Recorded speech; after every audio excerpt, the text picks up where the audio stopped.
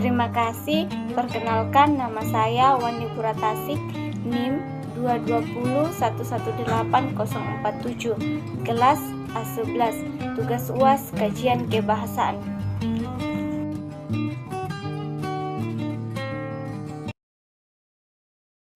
Bagian A, pengertian semantik. Semantik berasal dari bahasa Yunani yaitu sema, yang berarti tanda atau lambang. Kata semantik kemudian disepakati sebagai istilah yang digunakan untuk bidang linguistik yang mempelajari tentang tanda-tanda linguistik dengan hal-hal yang ditandainya. Oleh karena itu, kata semantik dapat diartikan sebagai ilmu tentang makna atau tentang arti, yaitu salah satu dari ketiga tataran analisis bahasa, yaitu fonologi, gramatikal, dan semantik. Bagian B, hakikat makna. Makna adalah pengertian atau konsep yang dimiliki atau terdapat pada sebuah tanda linguistik. Menurut Der Saussure, setiap tanda linguistik terdiri dari dua unsur, yaitu yang pertama yang diartikan Prancis yaitu signifie, Inggris signified, dan yang kedua mengartikan Prancis yaitu signifian dan Inggris yaitu signifier. Yang diartikan signifie atau signified tidak lain daripada konsep atau makna dari suatu tanda bunyi. Sedangkan yang mengartikan signifian atau signifier adalah bunyi-bunyi yang terbentuk dari fonem-fonem bahasa yang bersangkutan. Bagian C, jenis makna. Menurut Chayre, makna dapat dibedakan berdasarkan beberapa kriteria dan sudut pandang. Berdasarkan jenis semantiknya, dapat dibedakan antara makna leksikal dan makna gramatikal.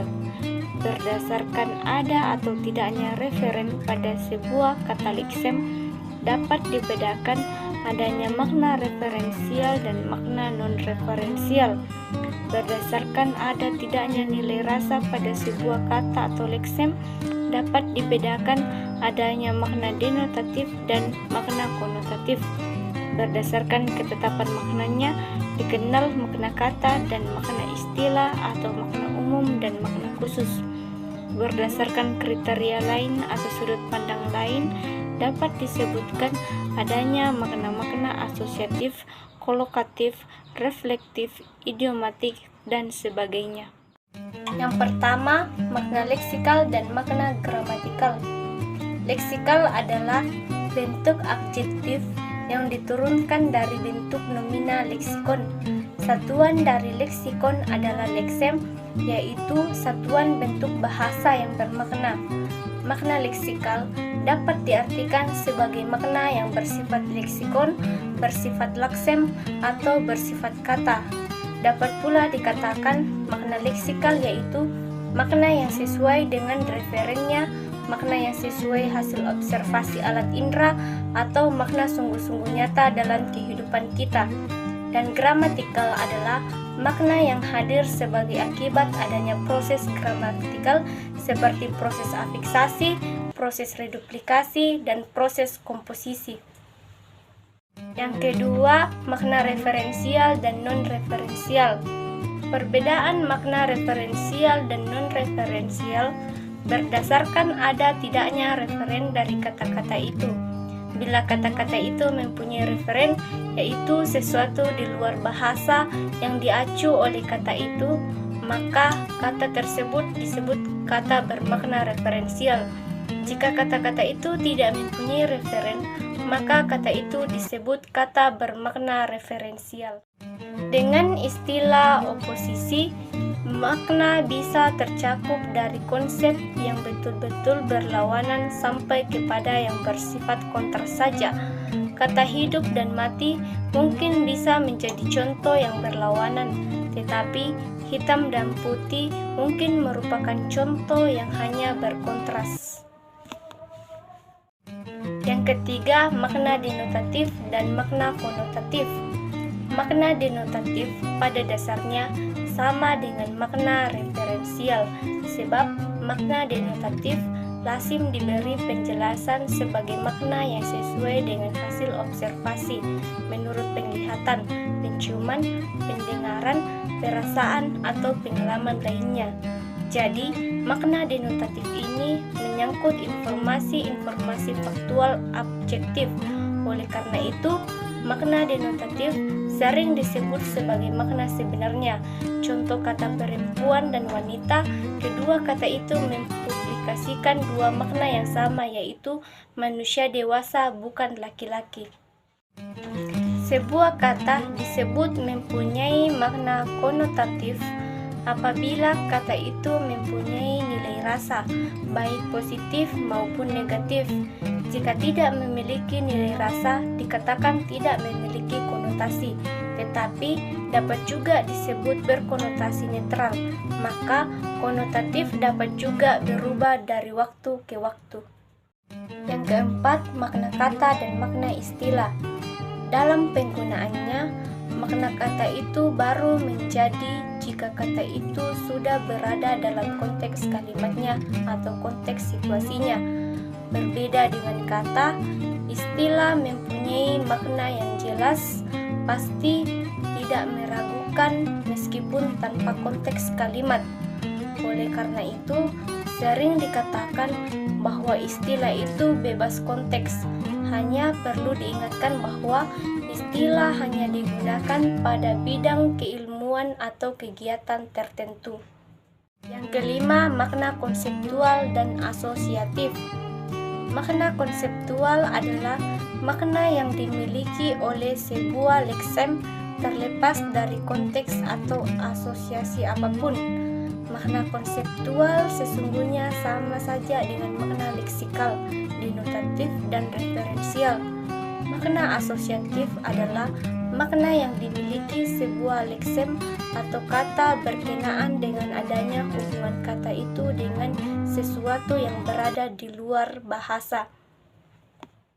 Yang keenam, makna idiomatik dan peribahasa. Idiomatik adalah satuan ucapan yang maknanya tidak dapat diramalkan dari makna unsur-unsurnya, baik secara leksikal maupun secara gramatikal. Contoh dari idiom yaitu meja hijau dengan makna pengadilan. Peribahasa memiliki makna yang masih dapat ditelusuri atau diacak dari makna unsur-unsurnya, karena adanya asosiasi antara makna asli dengan maknanya sebagai peribahasa. Contoh seperti anjing dengan kucing yang bermakna dua orang yang tidak pernah akur. Yang ketujuh, makna kias. Dalam kehidupan sehari-hari, penggunaan istilah arti kias digunakan sebagai oposisi dari arti sebenarnya. Oleh karena itu, semua bentuk bahasa, baik kata frase atau kalimat yang tidak merujuk pada arti sebenarnya, yaitu arti leksikal, arti konseptual, atau arti denotatif, disebut mempunyai arti kias. Jadi, bentuk-bentuk seperti putri malam dalam arti bulan, raja singa dalam arti matahari. Relasi makna. Relasi makna dapat berwujud macam-macam. Berikut diuraikan beberapa wujud relasi makna. Yang pertama, sinonim. Secara semantik, Verhan mengidentifikasikan sinonim sebagai ungkapan biasanya berupa kata, frase, atau kalimat yang maknanya kurang lebih sama dengan makna ungkapan lain. Hubungan makna antara dua buah kata yang bersinonim bersifat dua arah. Namun, dua kata yang bersinonim itu kesamaannya tidak 100%, hanya kurang lebih saja. Kesamaannya tidak bersifat mutlak. Yang kedua, antonim dan oposisi. Secara semantik, Verhan mengidentifikasikan antonim sebagai ungkapan biasanya berupa kata, tetapi dapat pula dalam bentuk frase atau kalimat yang maknanya dianggap kebalikan dari makna ungkapan lainnya. Misalnya, kata bagus berantonim dengan kata buruk. Dengan istilah oposisi, Makna bisa tercakup dari konsep yang betul-betul berlawanan sampai kepada yang bersifat kontras saja. Kata hidup dan mati mungkin bisa menjadi contoh yang berlawanan, tetapi hitam dan putih mungkin merupakan contoh yang hanya berkontras. Yang ketiga, homonimi, homofoni, dan homografi. Homonimi adalah relasi makna antar kata yang ditulis sama atau dihafalkan sama, tetapi maknanya berbeda. Homografi adalah kata yang ditulis sama tetapi maknanya berbeda, sedangkan yang dilafalkan sama tetapi berbeda makna disebut homofon. Yang keempat, hiponimi dan hipernimi. Hiponimi adalah relasi makna yang berkaitan dengan peliputan makna spesifik dengan makna generis, seperti makna anggrek dalam makna bunga, makna kucing dalam makna binatang. Anggrek, mawar, dan tulip berhiponimi dengan bunga, sedangkan kucing, kambing, dan kuda berhiponimi dengan binatang. Bunga merupakan superordinat bagi kucing, kambing, dan kuda. Yang kelima, polisemi. Polisemi lazim diartikan sebagai satuan bahasa, terutama kata. Bisa juga frase yang memiliki makna lebih dari satu. Kata kepala, salah bahasa Indonesia, memiliki makna yang pertama bagian tubuh dari leher ke atas, kedua bagian dari suatu yang terletak di sebelah atas atau depan, merupakan hal yang penting atau terutama seperti pada kepala suku, kepala meja, dan kepala kereta api.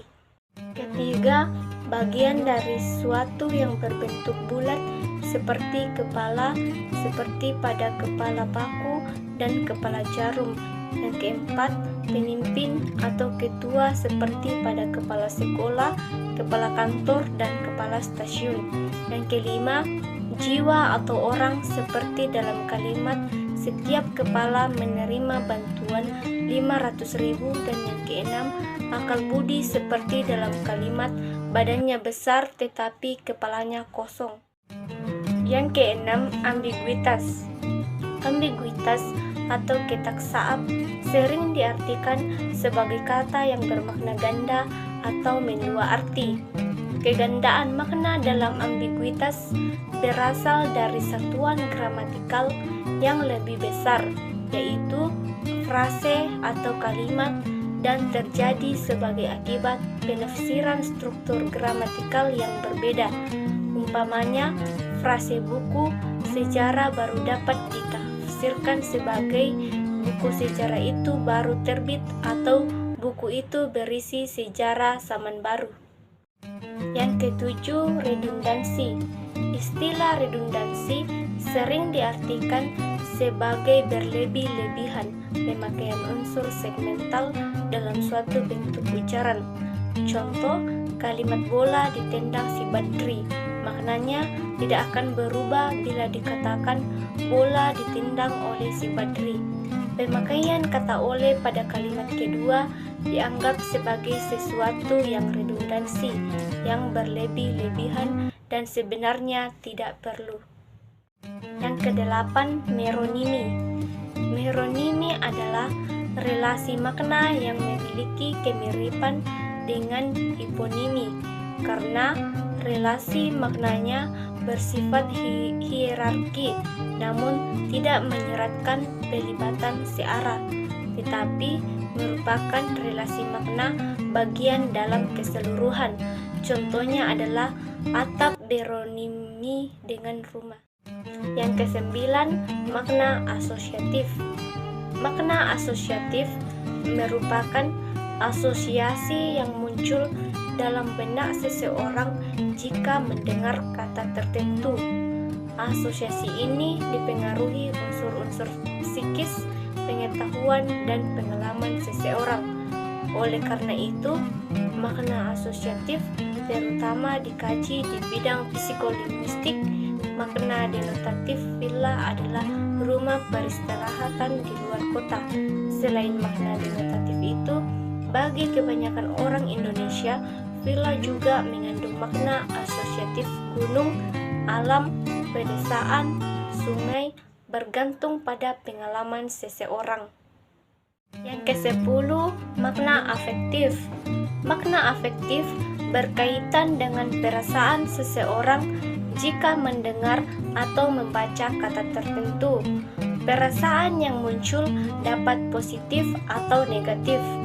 Kata jujur, rendah hati, dan bijaksana menimbulkan makna afektif yang positif, sedangkan korupsi dan kolusi menimbulkan makna afektif yang negatif. Yang ke-11, makna etimologis. Makna etimologis berbeda dengan makna leksikal karena berkaitan asal-usul kata dan perubahan makna kata dilihat dari aspek sejarah kata. Makna etimologis, suatu kata mencerminkan perubahan yang terjadi dengan kata tertentu. Melalui perubahan makna kata, dapat ditelusuri perubahan nilai, norma, keadaan sosial politik, dan keadaan ekonomi suatu masyarakat.